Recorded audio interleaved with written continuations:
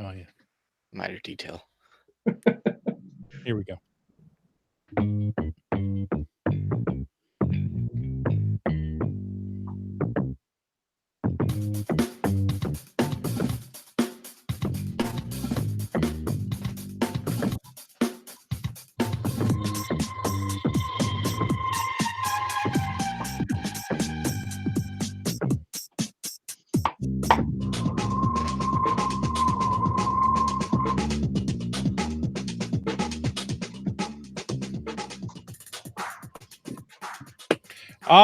Welcome to Caching in the Northwest. You know, it's the official podcast of GeoWoodstock 18 right here in the great Pacific Northwest. Each week, we're going to talk about caches and cachers from here and all around the globe. So while you're pondering how the moon landing was faked, we'll be caching in the Northwest. And you know, we can't do that until we bring in our steamy co-host.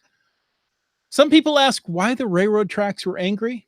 Well, my friend, it's because they're always being crossed. All we know is we call him Subway Mark. Yeah, but you got to be careful with those crossings. You will get killed. Yeah. It's a terrible way to die. Yeah, that would be. That's an Australian thing. Dumb is a dumb way to die. Yeah, dumb ways to die. Dumb ways to die. That was it. Hey, well, thanks for having me back. Appreciate that. Hey, you're welcome. Now, tonight, we've got a guest with us. In case you didn't already just look ahead right there at the video and see, we've got Keats94, and he's talking about everything we need to know about footwear. Everything, Keats. No pressure. Yep. Thanks for having me on again, and I will do my best to show you all the kicks around footwear. Oh, the kicks. I like that. Nicely played. Nice. Hey, a quick reminder that we appreciate the support of all of our patrons who help keep this podcast coming each and every week. And thanks to the Landsharks, our corporate Denali level sponsor. If you want to know more about supporting the show, go on over to cashingnw.com, find that Patreon link, and you'll get all the details there. Now, okay.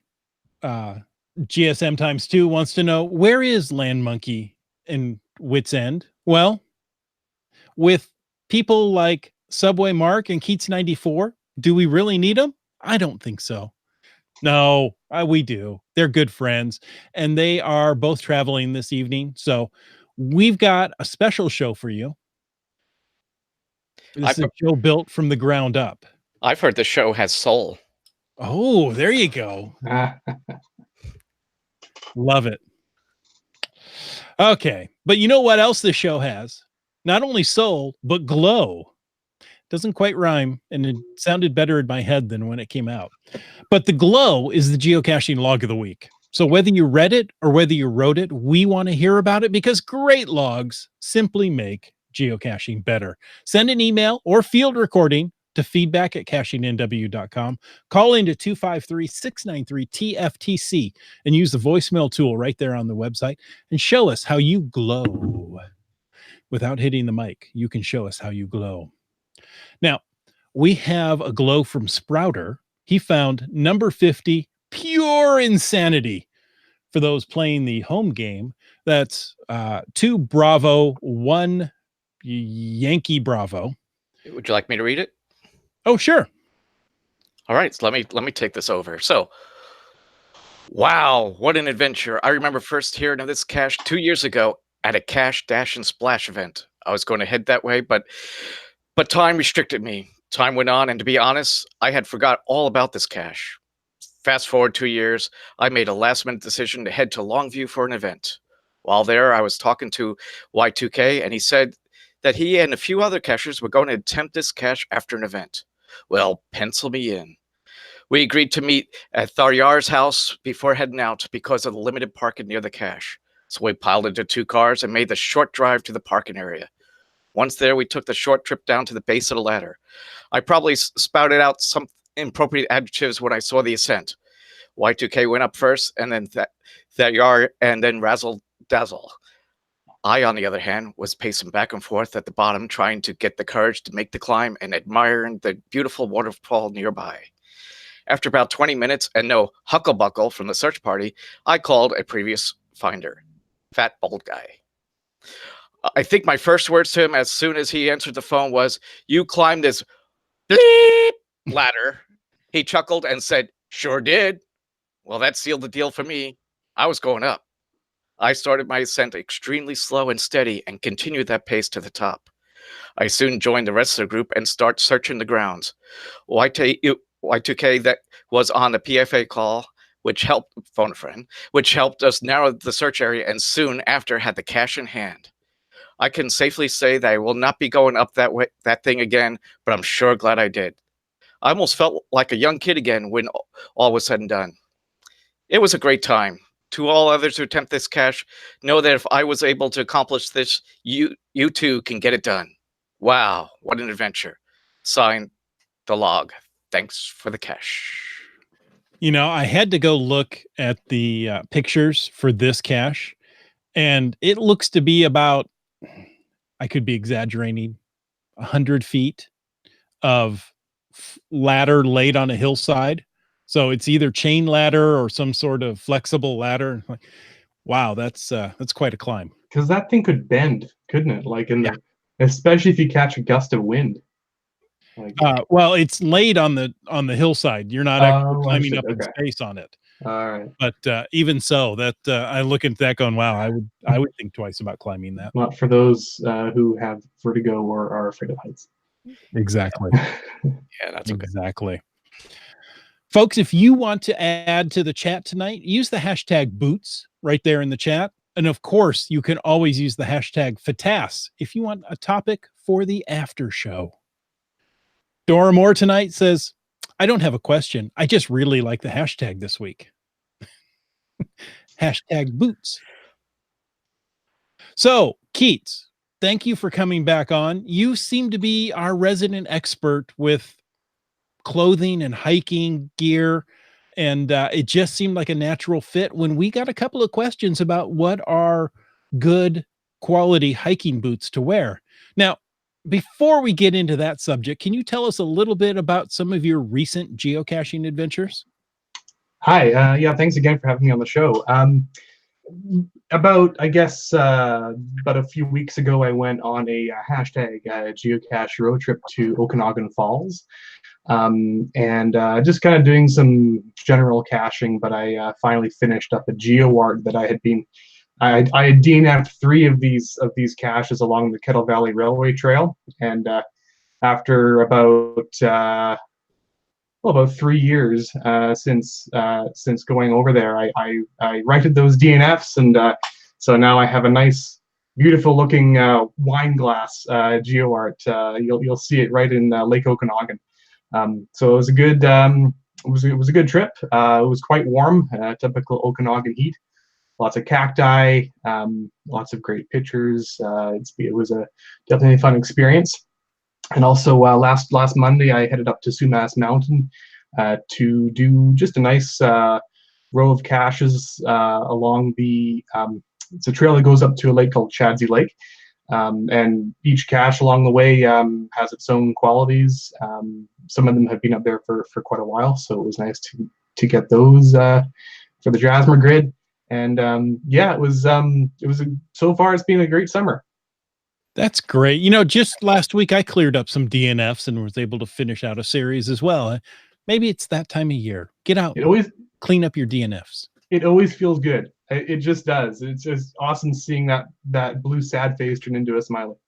Exactly. Yep. Now, did you have something, Mark? Oh, no, I totally agree. Hey, one of these days I need to do the Kettle Valley Trail. That would be pretty awesome. There are tons out there. It's amazing. Wait, is that railroad themed? Kettle Valley Railway, maybe. And you haven't done it? No. I know, I'm bad. Did you hear that sound?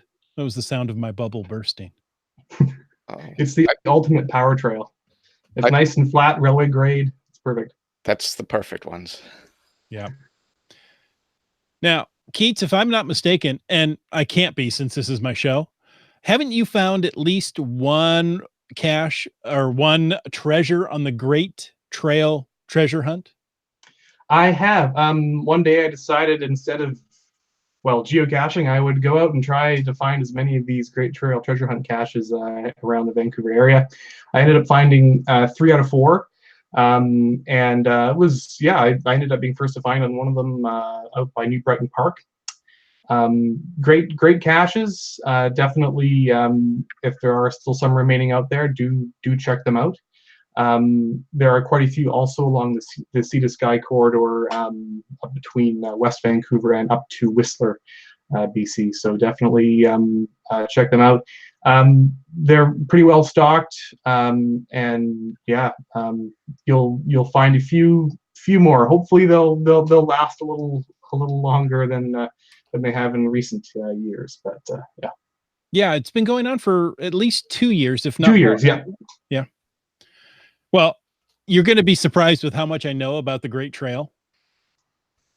Now, first of all, we'll start with the Great Trail Treasure Hunt. It's a geocaching-inspired contest, returning this year with 200 treasure box hidden across Canada's Great Trail. What is the Great Trail, you may ask? Well, the Great Trail was known as the Trans-Canada Trail. It's almost 24,000 kilometers across the entire country from coast to coast. And it claims to be the world's longest recreational trail. I'm not going to argue with it. Hence the Great Trail. That's probably the Great, yeah.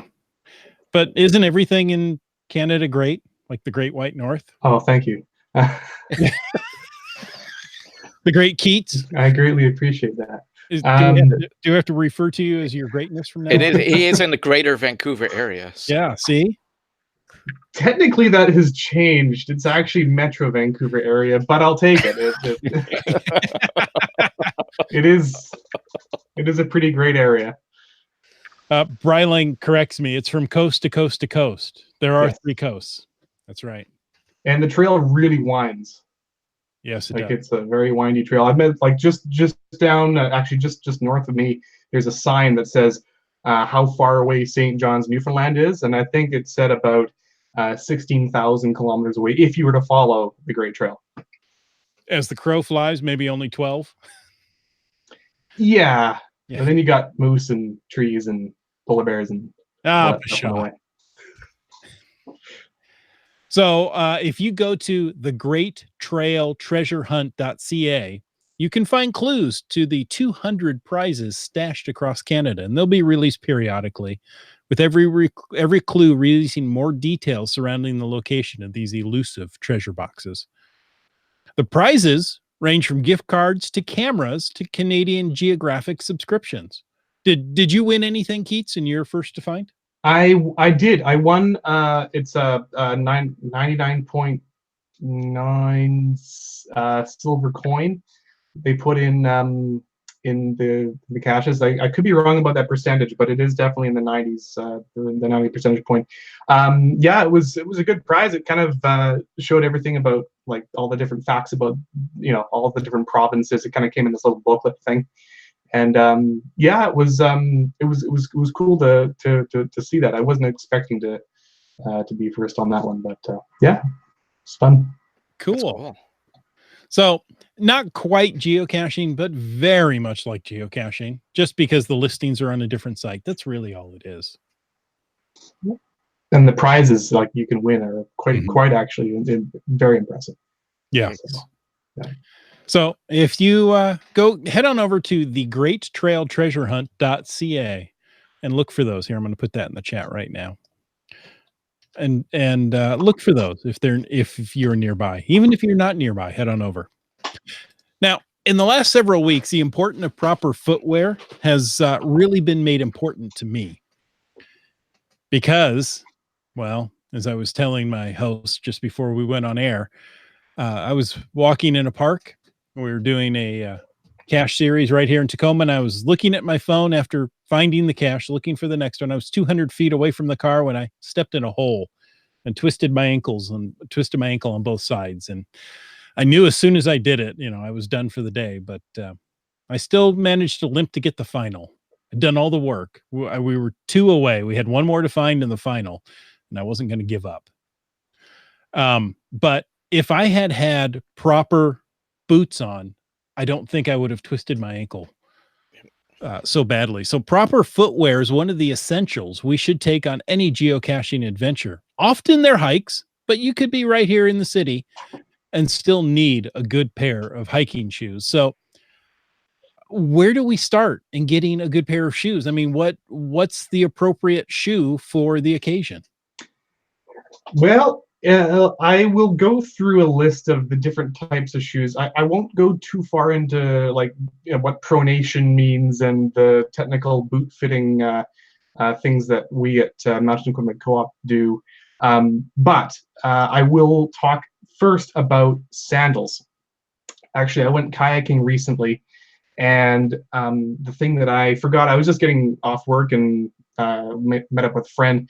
And the thing that I did forget in my bag was sandals. And actually, having sandals while you're kayaking is great. You don't want to have running shoes, just because you are going to be probably in the water launching a kayak. And so that's, I mean, kayaking is one of the activities that you might need sandals for. But you could also use sandals just for walking along a beach. I mean, simple stuff like that where you're looking for a nice level of breathability, you're kind of chilling at the beach or you're chilling on the pool side, things like that. The thing I will say about sandals, and I learned about this when I was actually in the Okanagan region, do not wear sandals when you are near cacti, because at least around the Okanagan, you have a lot of cacti with barbs and they will stick into your feet like no tomorrow.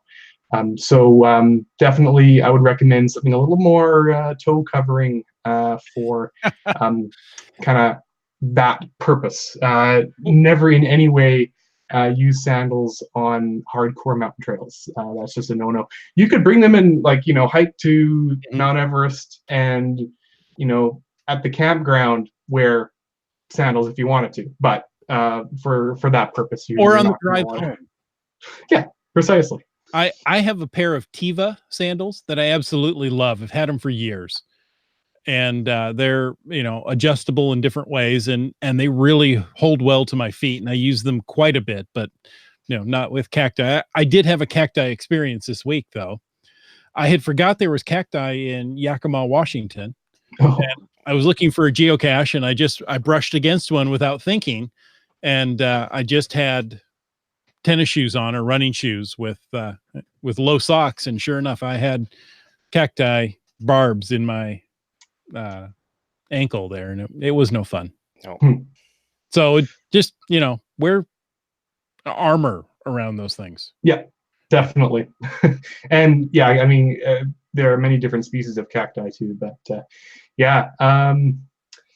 So that, sandals great for water sports, and canoeing and whatnot. But if you want to go on a more kind of casual trail, say it's a nice paved path or even just a simple gravel path, I do recommend something like running shoes.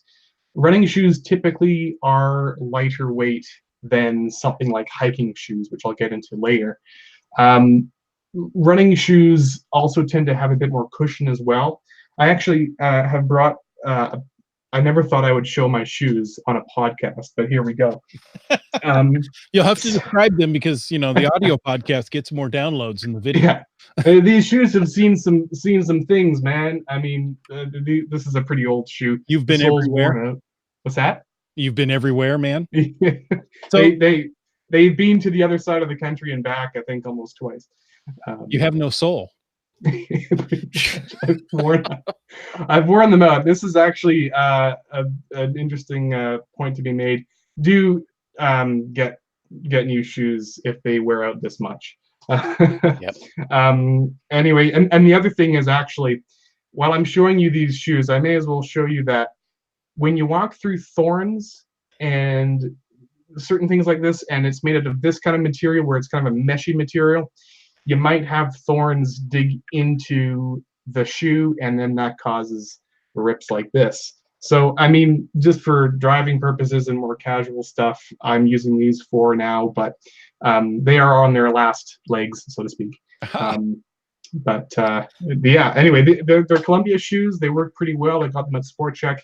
And they they've worked. They used to be waterproof, no longer. So yeah, No, the large holes tell me they're no longer waterproof.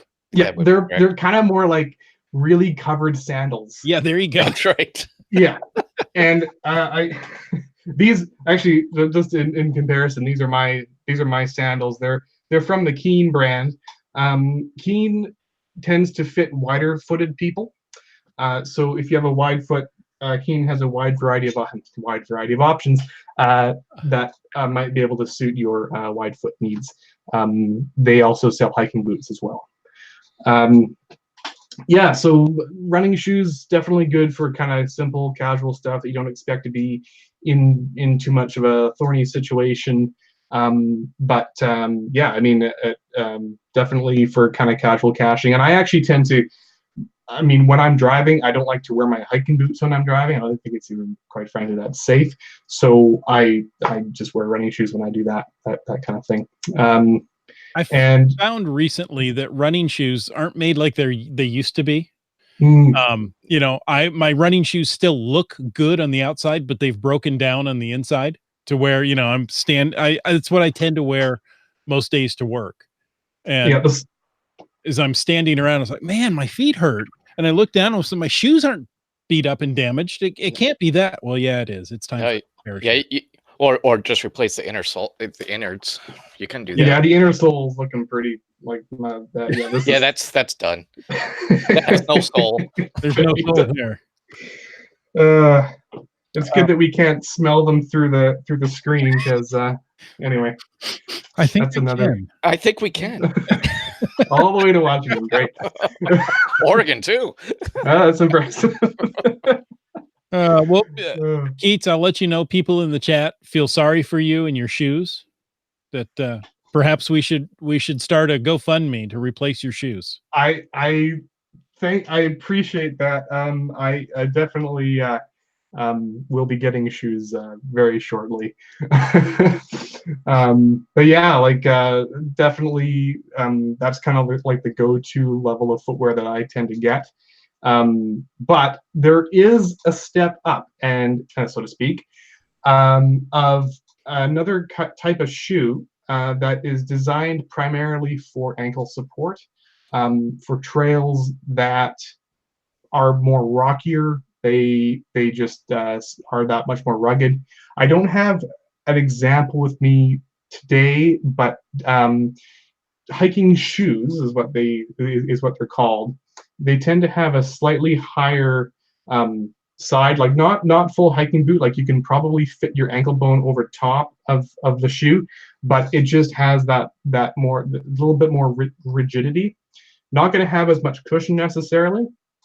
I think there might be some hiking shoes out there that might feel like you're standing on clouds, but there are the main purpose of a hiking shoe is to, be able to go up that trail without having to feel like you have lead weights on your feet, because when you get into hiking boots, and there is a time and place for a hiking boot, but when you're doing a simple kind of day hike, say, I mean, in my neck of the woods, we have the Grouse Grind, which is a steep trail, but I mean, a lot of people do prefer even running shoes to go up that trail.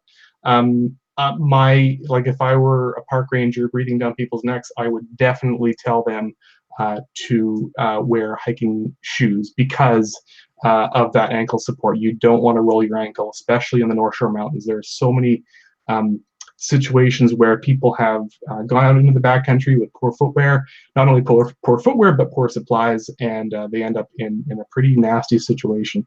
So my preference for those kinds of hikes, say during the House Sound Crest Trail, let's see, what are some really good or kind of common hikes in Washington State or Oregon that I could use as an example?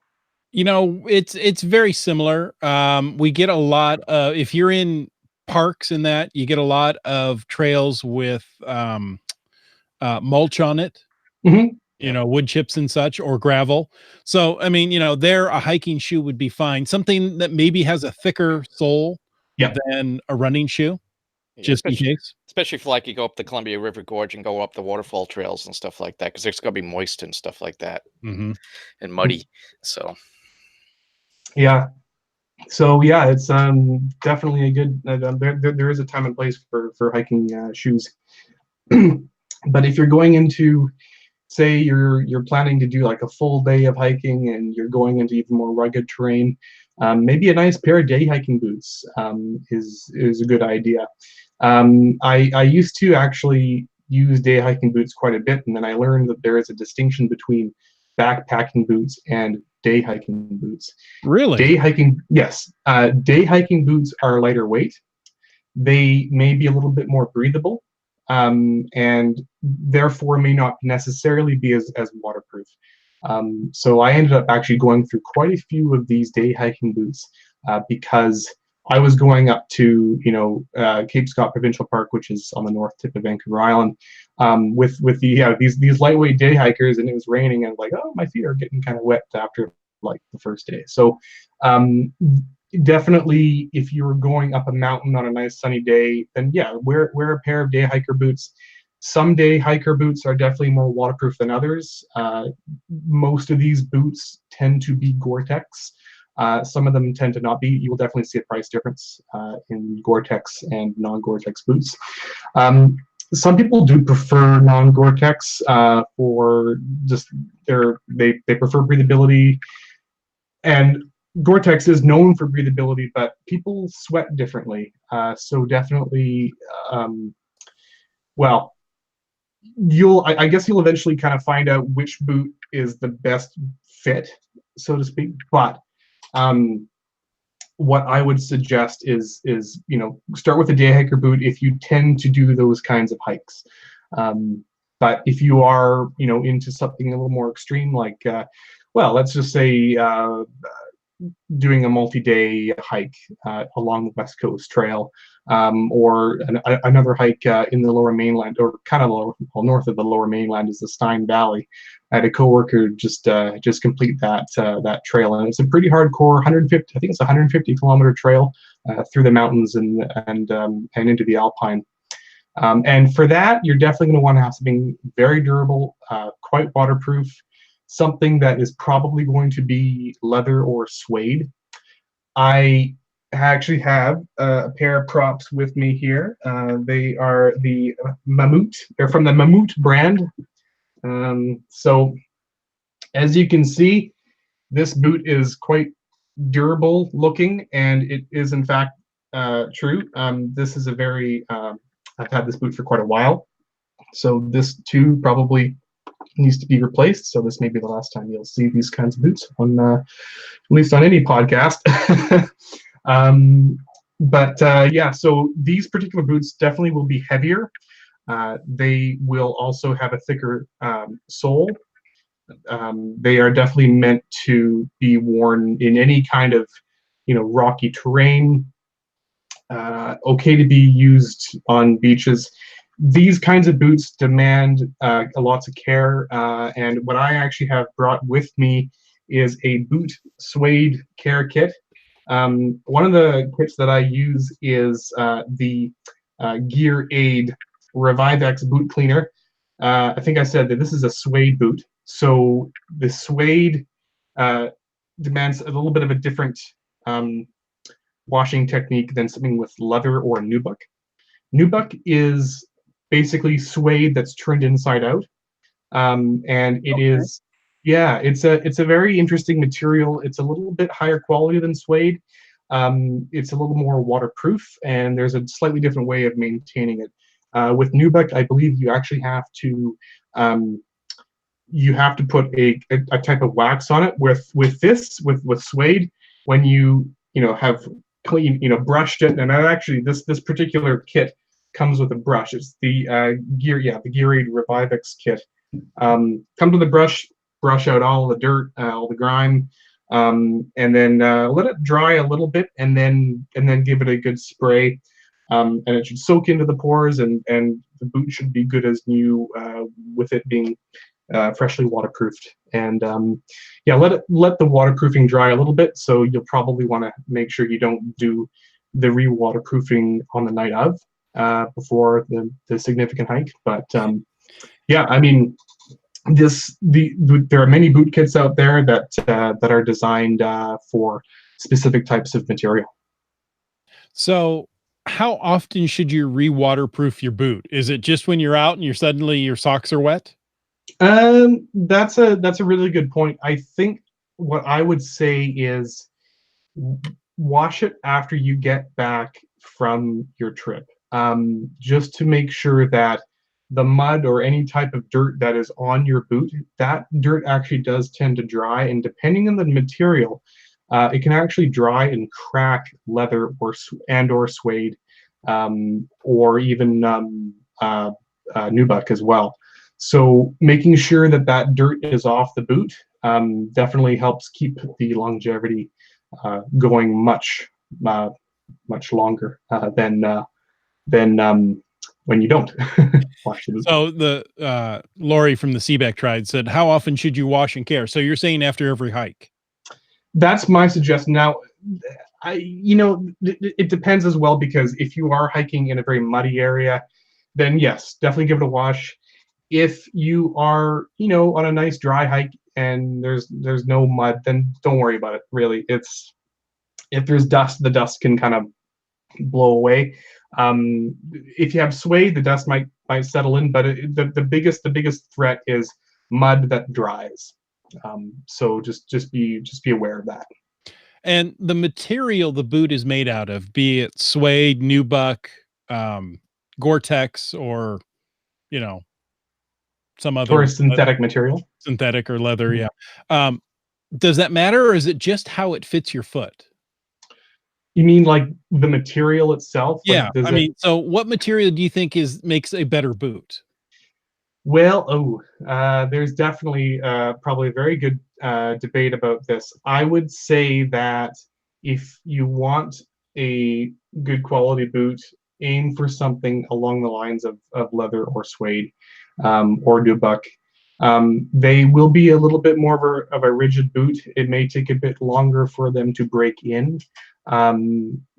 I find that when you wear backpacking boots, they take a little longer to break in than something like a day hiker boot, where they're kind of already, meant to bend, and all that.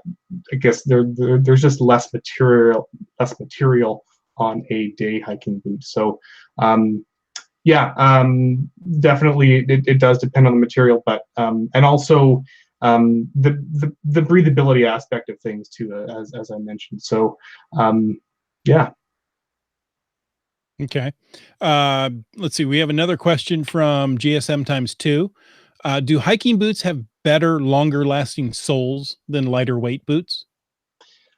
Well, with my experience, at least, my backpacking boots, because the sole is so thick, they are going to last longer. But the caveat with that is it's going to feel much heavier when you're hiking. I tend to get quite a thigh workout and a shin workout when I'm hiking up. Like if I'm using these on a day hike, then by the end of the day, it's like, oh geez, my legs are just like really sore. And maybe I could have worn a day hiking boot.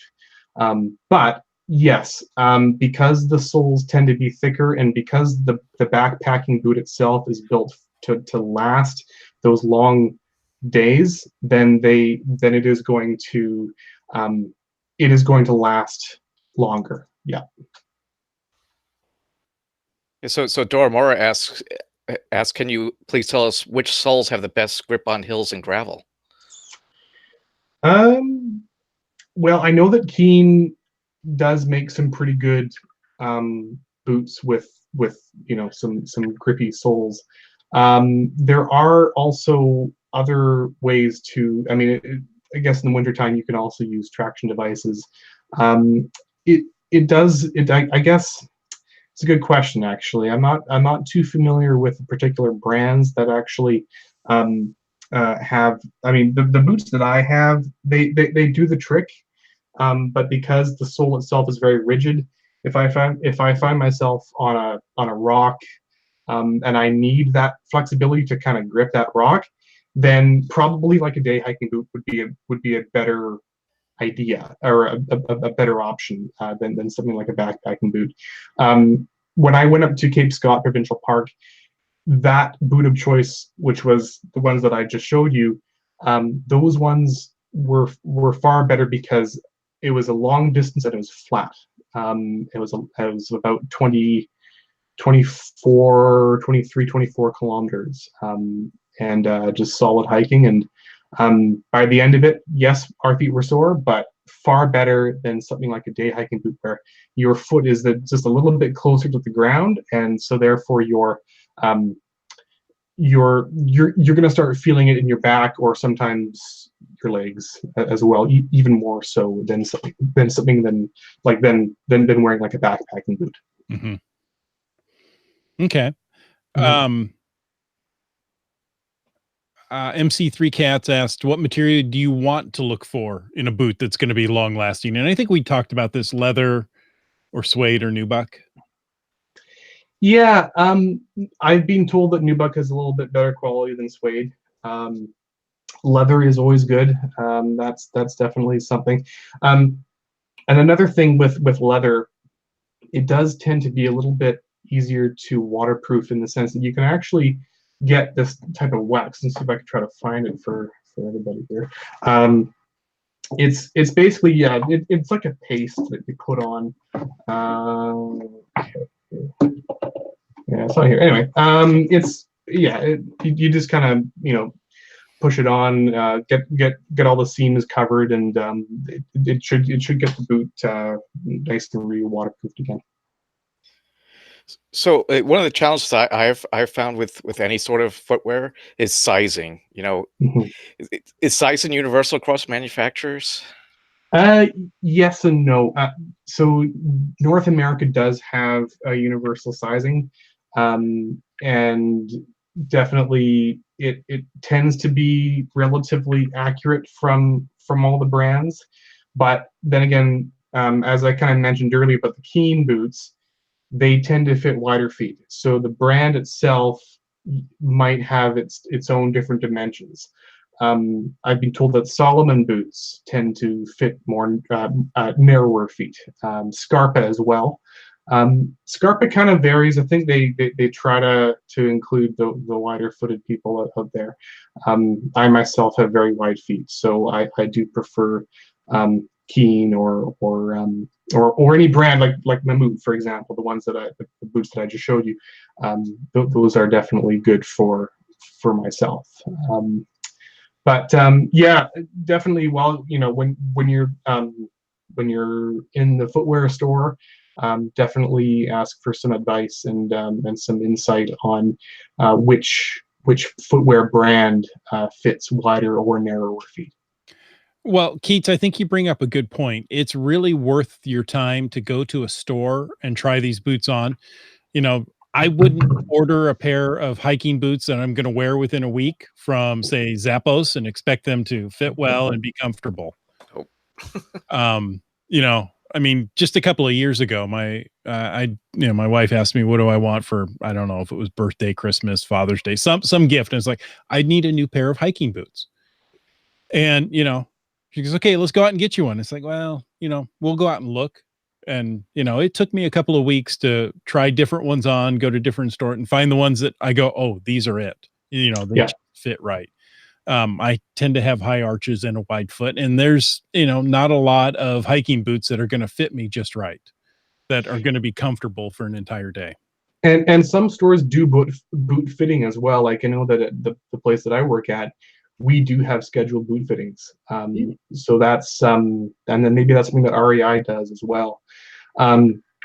Yeah, it really I kindly say to people, never buy shoes or boots unless you know the exact, unless you've tried on the shoe before.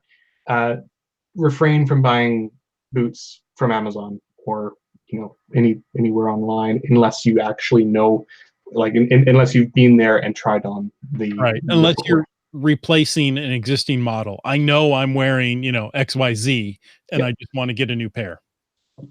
Precisely. Yeah. Now, costs seem to range based on the materials for the boot or shoes made out of. We talked about material here, but what are we looking at? How's the best way to decide what material your boot should be made out of? I think that comes down to preference, but also depends on where you're hiking to. Um, I find that if you're wearing a leather boot, leather does like to be in a relatively moist climate. You don't want to necessarily be wearing leather in a very dry climate. It Yeah, it does depend. I would probably say a lot of people like to go for the synthetic versions. The Gore-Tex I find tend to make feet a little bit stinkier, but tend to keep them drier. So if you're okay, taking your boots off at the end of the day, and going barefoot in your tent, then definitely um, be mindful of the material and how well it breathes. Um, I find that when boots aren't breathable, then my feet are just wet, and there's no point in having a waterproof hiking boot. And that same principle kind of goes for rain jackets too, actually. Yeah, it really does depend on one's preference. I think leather is good, but if you get a more synthetic boot, which may be a little bit cheaper, may also be a little bit more flexible and maybe easier to break into.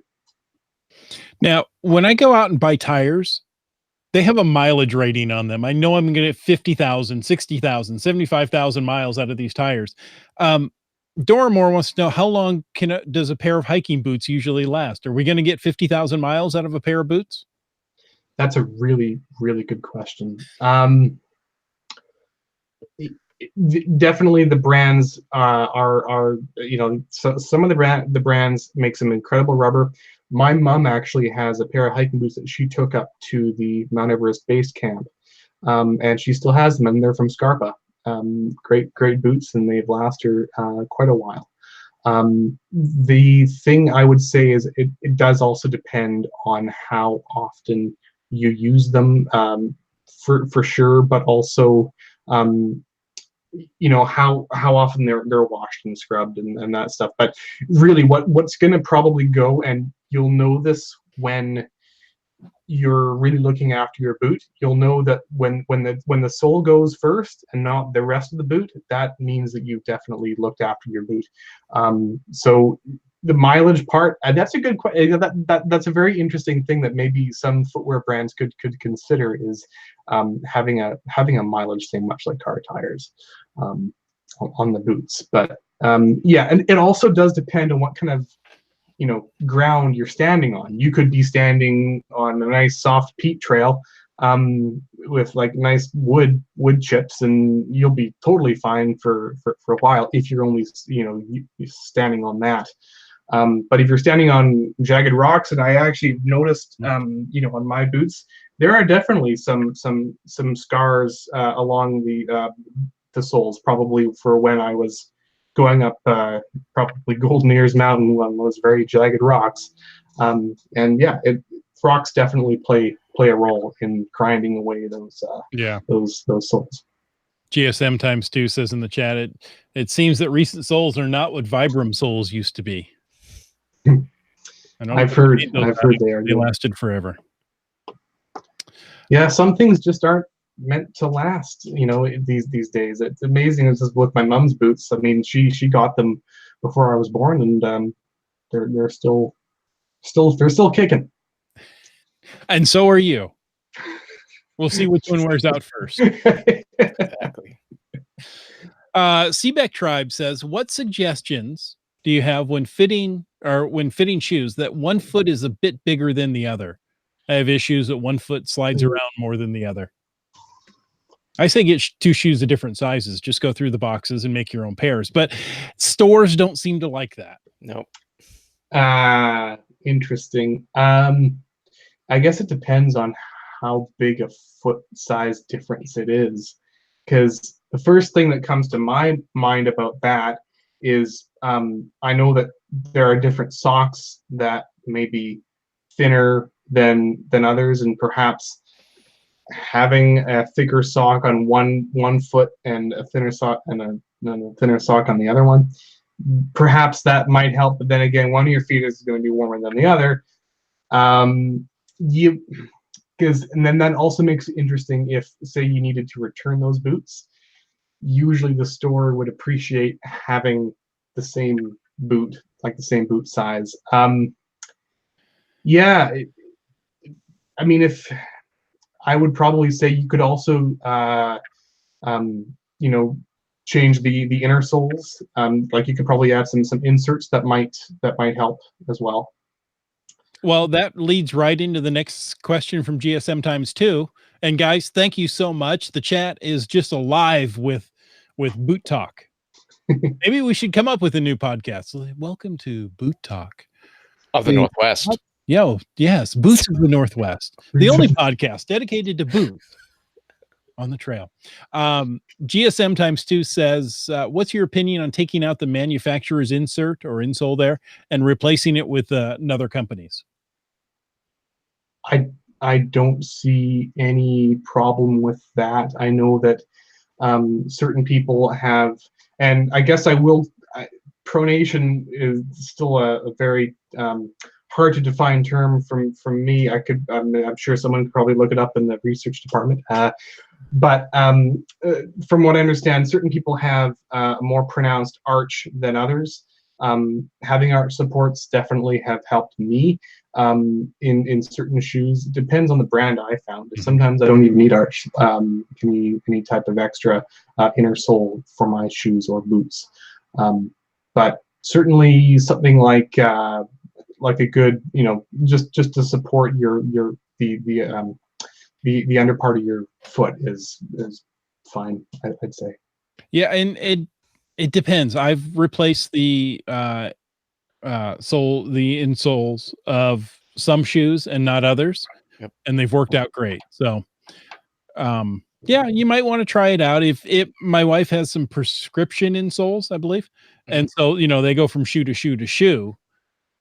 That's something you're going to want to consider if you get a hiking boot. Do you have enough extra space in there for this? Yeah, because not all shoes take another manufacturer's insole very well. That's right. Some of them are glued in or Yes. sewn in, and they don't want to come out. Exactly. Yeah. So Keats, geocaching adventures, can require all kinds of different training. You're on a beach one day, you're going up a mountain another day, doing another trail another day. Then you got the seasons, you got snowshoeing, kayaking. How many different shoes and boots will someone need? This could be, potentially very expensive. Well, yes, that's a very interesting one. I always like a good pair of lightweight shoes. Since I was very young, I've always seemed to go with a nice pair of running shoes. But now that I am going hiking more, I'm exploring more. I could probably say a good pair of hiking shoes would be a good option. If you would really if you really are an avid hiker, then what my prescription would be is probably having a day hiker boot, and then also for times that you're working or that you're at the office, just a nice pair of running shoes. That would be what I would do. If you do go on a day hike after work, then something like that combo would be a good option. But yeah, like it kind of goes back to one's preference in terms of what they like to do in the outdoors. And I tend to go hiking quite a bit, so I got those backpacking boots for a reason. But some people like to have that lightweight shoe there, and that want to go hiking, so they'll go for that hiking shoe. So if I were to pick one shoe that I could wear basically at work and maybe go for a brief hike after work, I would probably aim for a hiking shoe, so that you don't necessarily have to change out of your hiking shoes to go into your hiking boots. So it's kind of like a hybrid. So I probably aim for the middle ground there. Yeah, and I guess whether you are embarking on the next trip to Nepal or simply hiking up the Grouse Grind, I think it is always really important to maintain that footwear too. So, yeah, then as I said earlier, hiking shoes may have a slightly different, like if they're a synthetic version, there will be a different kind of spray with that. So, when you're at the footwear store, just gather some expertise from the people there, and they'll be able to set you up with a good wash and re-waterproofer. Yeah, there's so many different brands. Just, really, if you have one and stick with it, you're going to be fine. Yeah. MC3 Cats asked, what brand of boots tends to cater to folks with a more flat foot? And I told him just cedar planks. He says it works well until you run into a termite hill. But you can you can cook salmon later though. Oh, I don't want to eat salmon. It's a really wash that. Seasoned. Scrub it. That's a great question for a footwear staffer. Okay. I am not in particularly footwear trained, but I can definitely say Keen tends to take me a while to break in the bottom of the boot, so that particular brand might work. But yeah, definitely consult a footwear staffer for that, because that's something that they should be aware of. Well, and we're getting a little long, but that's another good point, is take the time to break in your boots before you take that long hike. I think we mentioned it early on, but I took mine and I wore them to work for a couple of days, off and on for 2 or 3 weeks before I took a first hike in them, just to get that, breaking in. Oh, yeah. The thing I will say about like, I used to wear my hiking boots almost on a daily basis. It's probably good after you have those hiking boots broken into that you don't necessarily wear them for casual purposes, because what actually tends to happen from some people that I've known, their ankles can weaken a little bit if you have that constant support around the ankle. So if you are not hiking, then wear some shoes to keep those ankles strengthened, so you don't roll over them when you're not wearing hiking boots and you've worn hiking boots for a while. And you step in a hole. There you go. Just saying. Yeah. I'm saying for a friend. So I just want to bring up a public service message. Since we're talking about the shoes, but oftentimes we go hiking with our pets, our dogs and such like that, and so our feet may be very well protected. But theirs may not be. So last year when I was doing Cache Dash and Splash on the Washington coast, I was walking around and I didn't realize I was getting stickers stuck to my boots. I didn't notice it, and then I was walking. And I had my dog next to me, and then all of a sudden we got to pavement, and he was hopping. And like, what's going on? He had all these little barbs all stuck in his pads. So I was fine, but he was not. And that was painful to try to get it out of his paws. Yeah. So what's a good brand of doggy hiking boot? Yeah, there you go. Well, they do sell booties. And as long as, I think it takes a while for the dog to get used to them. But yes, they do exist. And the amount of videos I've seen on YouTube of dogs trying to get used to these things, it's quite funny. It is. Yeah. I've seen them for the snow, because you can get snow packed in between their toes there. Oh, yes. And then they freeze, frostbite. Yeah. But yeah, again, if you're taking the time to break in your boots, help your dog build up their pads by walking on, different material, not always grass, sometimes cement, rock. The one, I had a pair of running shoes that I went to Craters of the Moon in, and they have what they call the AHA lava. It's very sharp, and it ripped right through those soles. Wow. That was the last of those running shoes. So I would suggest, if you're going to Craters of the Moon, which you really need to, get a good pair of soles. Have some soul, man. Yeah. Well, folks, thank you so much for listening. You guys were great in the chat. And Keats, thank you so much for coming on. You're very welcome. Anytime. We couldn't have talked about shoes without you. Well, thanks for inviting me on. We would have been lost, treading alone in this soulless realm. I can't come up with any more. I'm thinking hard here. You're tripping over your own 2 feet. That's what you're doing. Exactly right. I'm tongue-tied. Now, let's lace all this together by saying thanks for tuning in, listeners. We hope you enjoyed this episode of Caching in the Northwest. We want to take a moment to thank Landsharks, our corporate Denali level sponsor. You know landsharks.ca. It's the outdoor adventure and geocaching store. Check them out online or go in person and visit their beautiful store in Victoria, BC. They're open 6 days a week, except holidays, and they ship online orders daily. And we also want to thank our faithful Denali level supporters. That is Landsharks, JP Geodesigns, Limax, Team Squirrel, and World Caching. If you want to know more about supporting the show, click that Patreon link on the cashingnw.com website. And of course, we take the opportunity to thank all of our patrons. All right, and here we go. So, Broncos fan for life. Sprouter. Camp Clan. Tick Magnet. Kevin MacD. How about Subway Mark? Yay, let's give him a hand. Whoever that guy is. Doramore. Dune Buddy. Kid Vegas 19. GeoNav Pros. Wino Seattle. Acrodoc. Billy Robson. G Niece. Antaeus. Hey, how about Keats 94? Let's give that guy a hand. There you go. Trexter Zero. MC3 Cats. Kennel Barb. M Nerve. Wet Coaster and Greenwood Words. Sege Hove. Alarobic. Keepers of the Cash Flow. Highlands Guy. Geo Travelers. Boomer 365. GSM times 2. Kitty Quest. And our newest T-Sayer.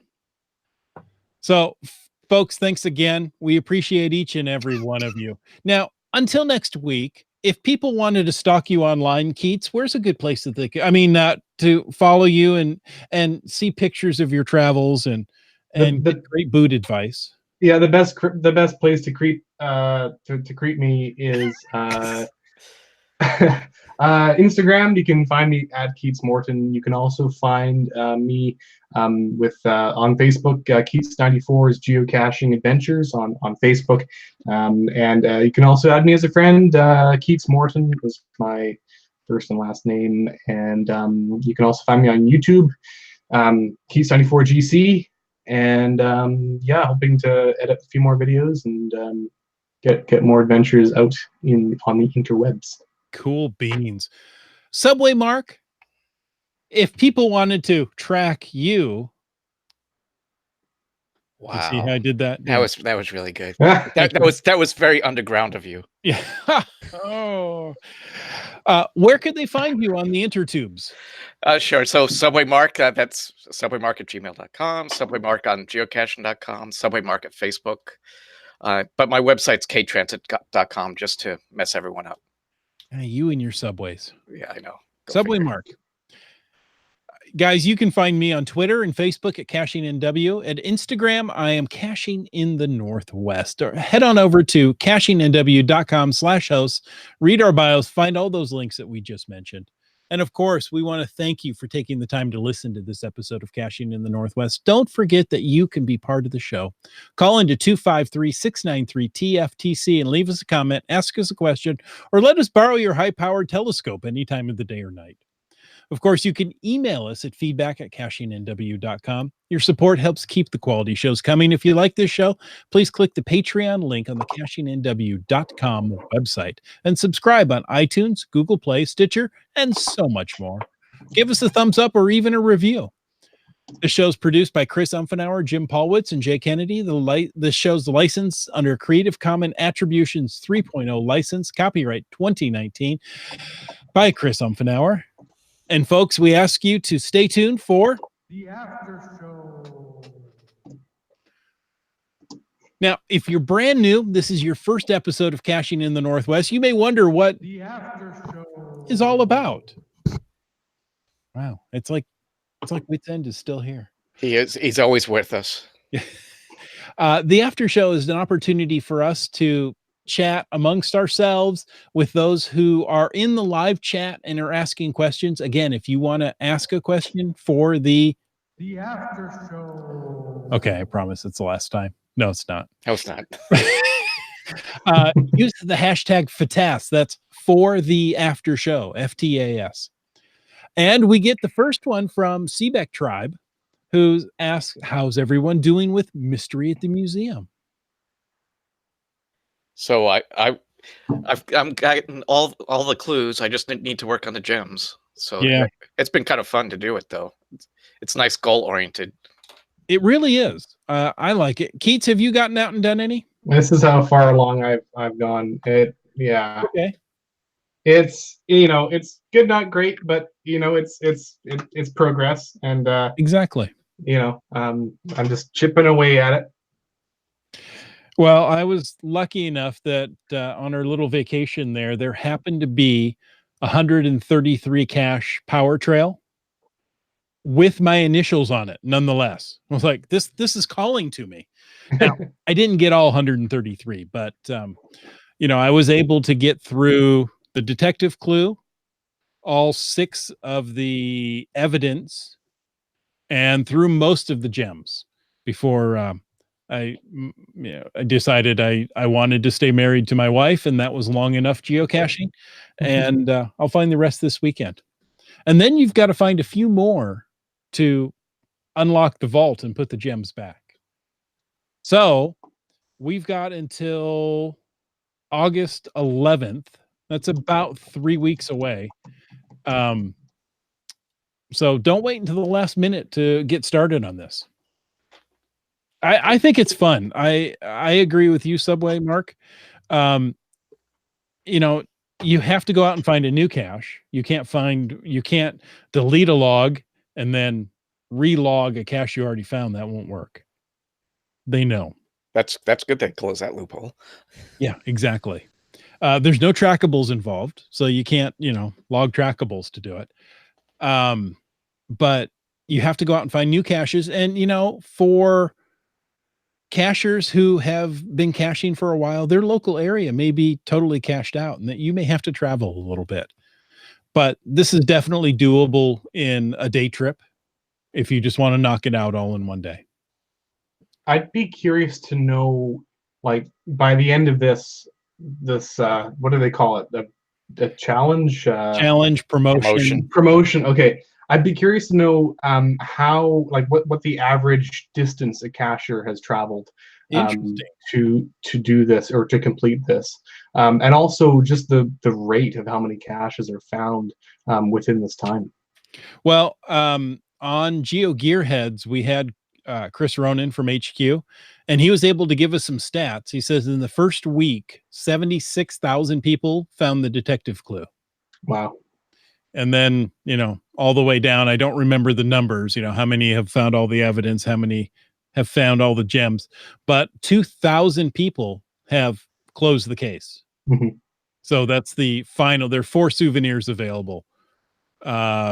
Briefing, finding the evidence, finding the gems, and closing the case. Nice. I know those aren't the right words, but. And all the more reason during this time to maintain your caches. Yeah, exactly. I know I have a few myself that I need to maintain. So,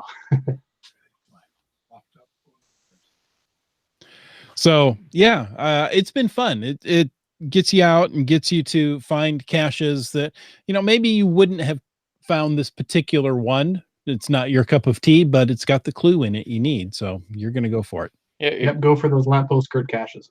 Yeah, exactly. Yeah, because I'm a very goal oriented cacher. I don't like just caching casually. Should I look for a cache? I like going out and looking for something specific. So that's what I like about it. IHAM says there's an Apollo 11 themed event cache tomorrow evening in Redmond. I don't know if you guys know, but it's the 50th anniversary of the Apollo 11 landing on the moon.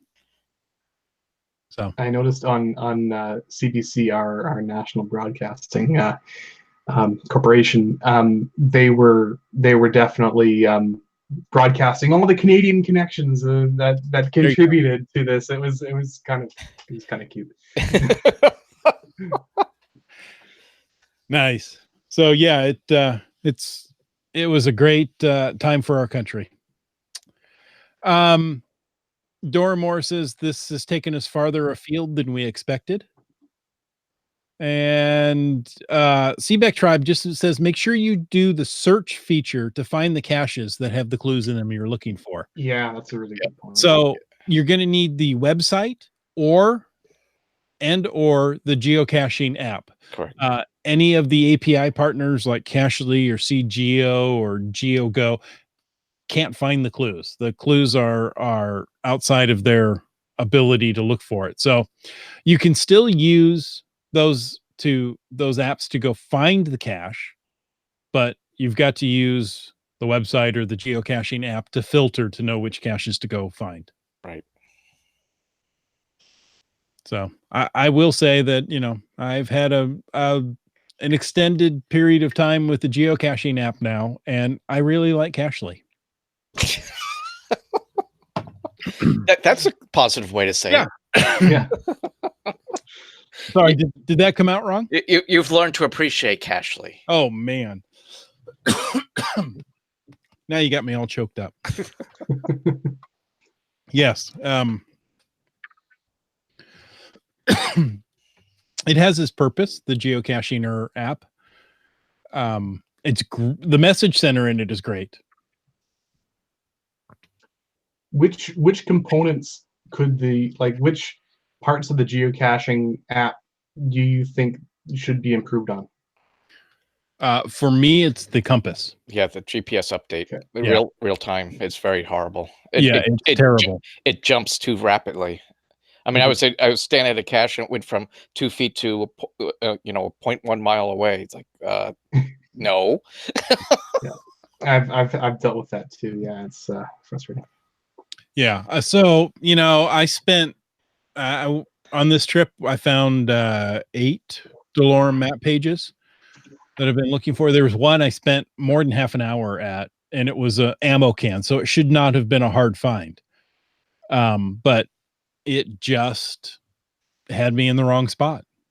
I'd walk up and down the trail trying to get recentered, and it zeroes in here. No, it's 50 feet that way, and it was like 70 feet off from where the geocaching app had me. I finally went to Cachely, and got within 20 feet of it. So it wasn't.